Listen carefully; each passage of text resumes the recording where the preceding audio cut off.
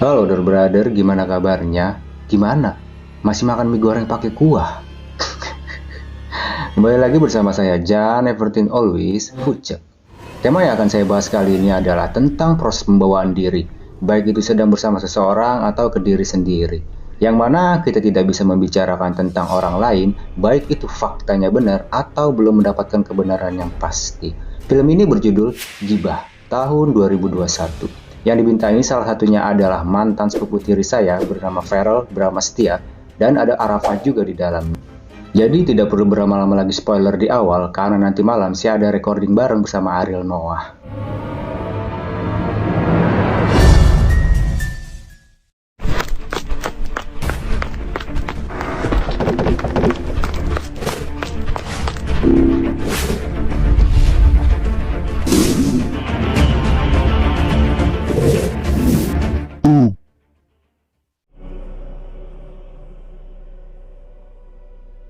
Diawali tentang sekumpulan mahasiswa yang sedang mengadakan sebuah rapat tertutup di kampus.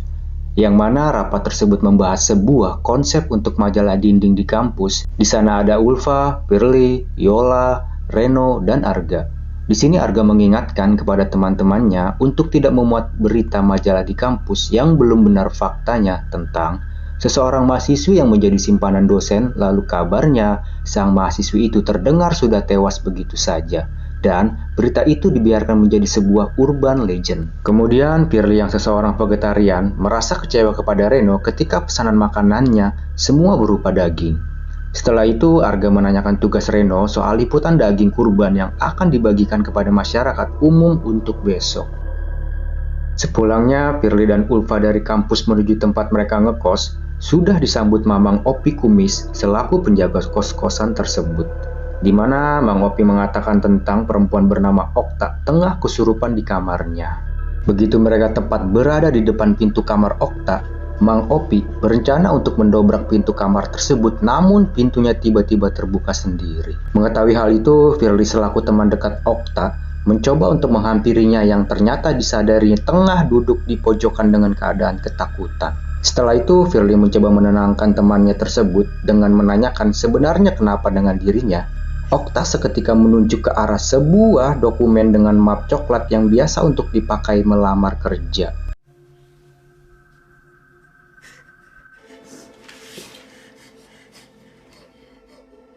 Inilah dia mahakarya besutan sutradara Monty Tiwa berjudul Gibah. Lebay banget gua. Pagi harinya di hari Nan Adha telah diadakan ibadah sholat Idul Adha yang di sana Firly, Ulfa beserta jamaah lainnya berkumpul untuk mendengarkan sebuah ceramah perihal hukum gibah. Sekian berpindah di mana Firly mengunjungi ayahnya di rumah yang kebetulan sedang sakit dan berencana untuk mengantarkan sang ayah untuk cek kontrol ke rumah sakit bersama ibunya. Tak berselang lama, Firly tiba-tiba dihubungi rekannya yaitu Yola dengan tujuan meminta tolong agar tugas yang dipegang Yola sementara digantikan Firly dikarenakan sedang tidak enak badan. Awalnya Firly menolak permintaan tersebut dikarenakan bahwa Firly sudah punya janji dengan ayahnya untuk menemani cek kontrol ke rumah sakit. Atas sikap kedua orang tuanya yang sangat baik dan bijak, Firly mengikuti nasihat orang tuanya untuk selalu mendahulukan orang lain ketika diminta pertolongan. Yaudah, gue gantiin lah. Ya.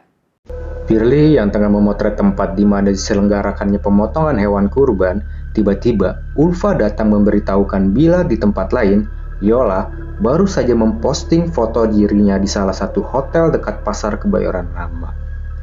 Mengetahui hal itu, Firly seketika naik darah karena dirinya menggantikan posisinya, sedangkan Yola malah asik check-in. Aduh. Gue ngebatalin nganterin bokap gue ke rumah sakit dan dia malah enak-enak. Mengetahui hal itu, Firly bergegas pergi dari tempat tersebut, namun tiba-tiba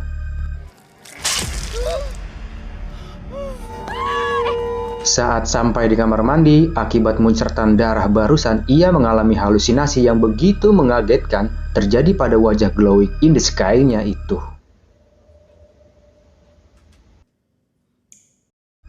Scam berpindah ke wanita tadi di awal bernama Okta, di mana dia saat menjalani ibadahnya tiba-tiba tangan mulus dan lembut menyentuhnya. Atas kejadian tersebut, Okta seketika membaca doa-doa ayat yang ada di Al-Quran. Tidak dengan saya, cuma sampai ikro doang.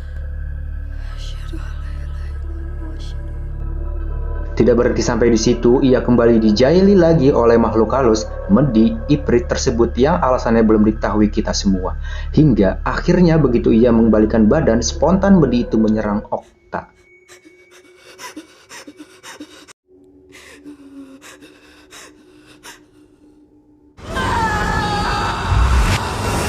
Lalu kemudian ia sudah dirasuki Medi tersebut layaknya zombie haus akan dana bansos. Di sana terlihat Umi, istri dari Mang Opi dan satu kawan kos lainnya. Faktanya, Umi yang mempunyai mata Byakugan seketika mencoba membela diri sebelum Okta mengeluarkan jurus Tsukuyomi-nya. Lalu akan hal itu, Mang Opi menyadari kejadian tersebut bahwa mereka di sana sedang dalam keadaan bahaya.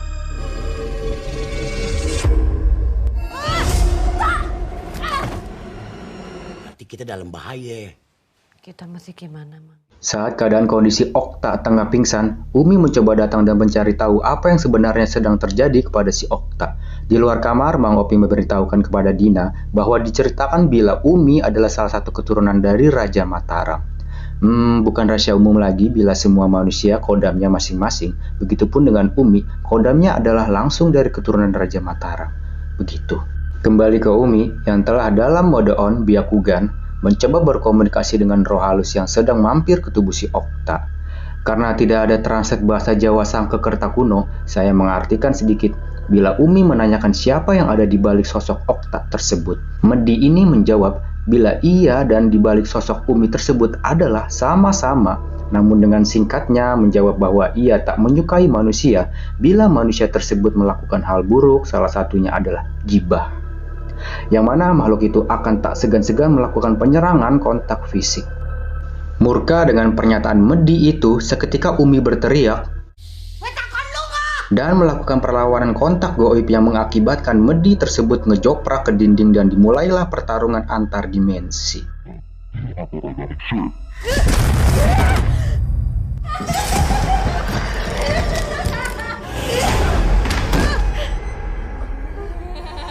Singkat cerita, pergelutan itu dimenangkan Umi dan Medi itu tumbang. Di tempat lain, Firly tengah mengobati luka memar dengkul ibunya akibat terjatuh saat kembali dari rumah sakit. Tiba-tiba, Firly membicarakan tentang Yola kepada orang tuanya perihal check-in tadi. Atas sikap ibunya yang bijak, Firly dimarahi ibunya karena sudah membicarakan hal yang belum tentu benar, yaitu gibah. Nanti jatuhnya gibah. Pasti bener kok. Malam hari pun nongol. Okta yang telah dijemput ayahnya di kosan berencana membawanya esok pagi ke seorang psikiater karena kondisi mentalnya sedang terganggu. Tiba-tiba Firly telah datang. Okta memperingatkannya agar cepat-cepat pergi dari sana sebab Medi yang mengganggunya masih berada di sana. Dia masih ada di sini, Fir. Kalian harus cepat-cepat pergi dari rumah ini. Pagi harinya, Firly kembali beraktivitas ke kampus. Merasa dirinya sudah dibohongi Yola, ia pun menghampiri dan memaki habis-habisan Yola sebab telah staycation di Hotel Kebayoran Lama di depan teman-teman kampusnya tersebut. Saat jam belajar berlangsung, terlihat ada Ulfa dan Dina yang Firly sadari itu adalah memang benar wujud temannya. Namun saat keluar kelas, ternyata ada dua temannya sudah dari tadi mencarinya kemana-mana. Hingga ia kembali ke kelas untuk memastikan bahwa apa yang ia lihat kelasnya sudah seperti berantakan layaknya proyek mangkrak. Firly yang sedang dalam mode on Tsukuyomi, ternyata ponsel pribadinya tergeletak di meja dan ada wallpaper Medi yang sama persis telah mengganggu Okta. Malam harinya terlihat Yola yang berada di kampus tengah dengan sengaja merubah isi surat kabar yang di awal tadi telah sebagian Okta kerjakan. Digantinya dengan nama inisial berupa F. Patut diketahui, surat kabar itu berisi berita perselingkuhan antara mahasiswa dan dosen. Kembali ke keluarga Cemara. Saat tengah sedang makan malam bersama, orang tua Neng Firly tiba-tiba menanyakan bahwa apakah dirinya telah berhenti menjadi vegetarian. Sebab yang ia makan adalah malam itu sepotong daging. Tanpa sadar, sontak Firly kembali berhalusinasi apa yang ia muntahkan itu adalah berupa belatung. Seru juga nih. Lalu kemudian Arga dan Firly berencana mendatangi ke sebuah pemotongan daging yang bagi sebagian kalangan tidak layak untuk dikonsumsi. Selanjutnya mereka berdua telah berencana pula mengambil secara diam-diam video dokumentasi di tempat tersebut. Lalu tiba-tiba perilaku Firly terlihat aneh sebab apa yang ia lihat adalah bentuk kekerasan terhadap binatang. Ia pun membuka karung yang berisi remahan daging mentah lalu selanjutnya dengan lahap mencicipi layaknya daging ayam sabana. Faktanya itu hanya halusinasinya saja. Di tempat lain, ketika Yola tengah berjalan melewati temannya, seketika dua kawannya mencium aroma bau busuk di sekujur tubuhnya sampai hingga orang lain pun di kantin ikut merasakan aroma tak sedap tersebut. Lalu setelahnya Arga datang dan memberikan makanan berupa sosis kepada Yola tanpa ia sadari bahwa itu adalah tangannya sendiri yang dipotong dan apa yang terjadi? Atas kejadian tersebut, Firly mencoba membuat janji dengan Okta dan berharap mendapat jawaban atas kejadian-kejadian tak wajar selama ini. Okta sedikit menjelaskan bahwa selama ini surat atau berita-berita yang ia muat kemarin adalah tidak murni sesuai faktanya. Sebab ada sebagian cerita tersebut yang ia ubah lalu ditambah-tambahkan untuk menarik perhatian di kalangan pembaca. Scam berpindah di mana Umi dan Mang Opi menjelaskan bahwa Okta dan Firly sedang diganggu Medi karena sudah melakukan dosa yang sangat berbahaya. Yang mana dosa tersebut lebih berbahaya dibandingkan membunuh. Dosa ini cukup membutuhkan congor dimanapun dan kapanpun. Manakala dosa ini bila dipercaya banyak orang, maka mereka akan saling membunuh, yaitu gibah. Di suatu malam, Firly yang masih berada di kampus mencoba mencari tahu atas apa yang Umi ucapkan tadi. Kemudian saat Firly kebelet pipis tiba-tiba,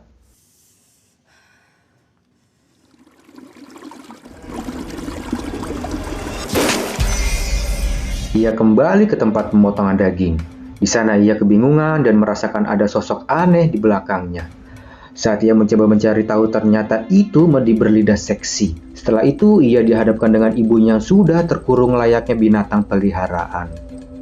Di tempat lain tiba-tiba Okta nongol ke tempat kosnya dan memberitahukan bahwa Firly sedang dalam bahaya. Hingga di suatu momen tiba-tiba Okta menghilang dan muncul tepat di belakang Mang Opi. Kemudian menyerangnya, ternyata itu hanya sebuah mimpi. Kembali ke Firly, ia berusaha menolong ibunya yang masih berada di kurungan itu hingga pada waktunya berhasil yang keluar adalah Nenek Gayung. Saat ia terbangun karena itu hanyalah mimpi buruk, lalu seketika ia berada di kamar mandi, tiba-tiba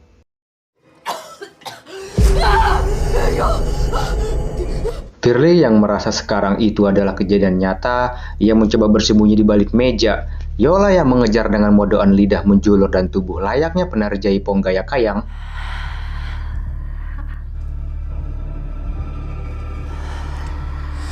Mengetahui Yola yang sedang gaya kayang, Firly diam-diam berlari namun berhasil tertangkap.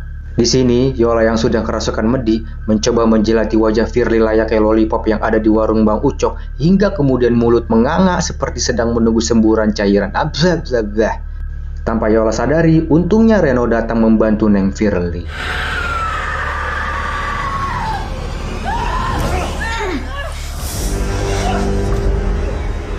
Selanjutnya, Umi beserta yang lain tiba di kampus untuk menolong Yola dalam keadaan tak sadarkan diri. Lalu tiba-tiba pintu ruangan tersebut seketika tertutup hingga terlihat Medi tersebut beralih mengincar alam bawah sadarnya Neng Firly. Alhasil, Yola kembali sadar kembali namun serangan magis itu berpindah ke tubuh Firly. Firly yang terbaring ini sesungguhnya sadar, namun jiwanya dibawa pergi ke tempat lain, sedangkan Umi mencoba mencari tahu dibawa kemana jiwanya Firly oleh Medi yang selama ini mengganggu. Faktanya, Firly dibawa ke tengah hutan dalam keadaan ia tersesat dan mendapat teror hingga ia berlari sedeples-deplesnya dan terpeleset ke tepian danau Cipondo.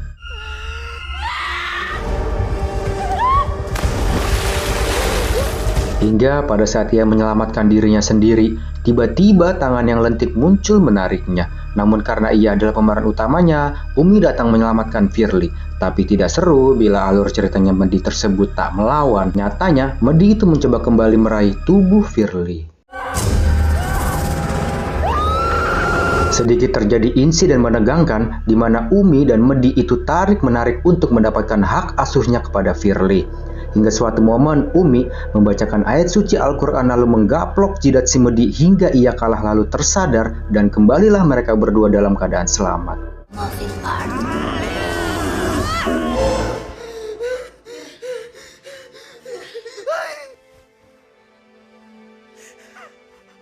Di ending, mereka pun berkumpul di halaman kampus yang terlihat Reno tengah diobati salah satu tangannya. Lalu kemudian Yola maupun Firly, mereka berdua saling memaafkan atas kesalahan yang ia perbuat. Setelahnya, Ulfa, Dina, dan Firly hampir saja berbuat gibah kalau saja Mang Opi tak buru-buru mengingatkan. Tamat.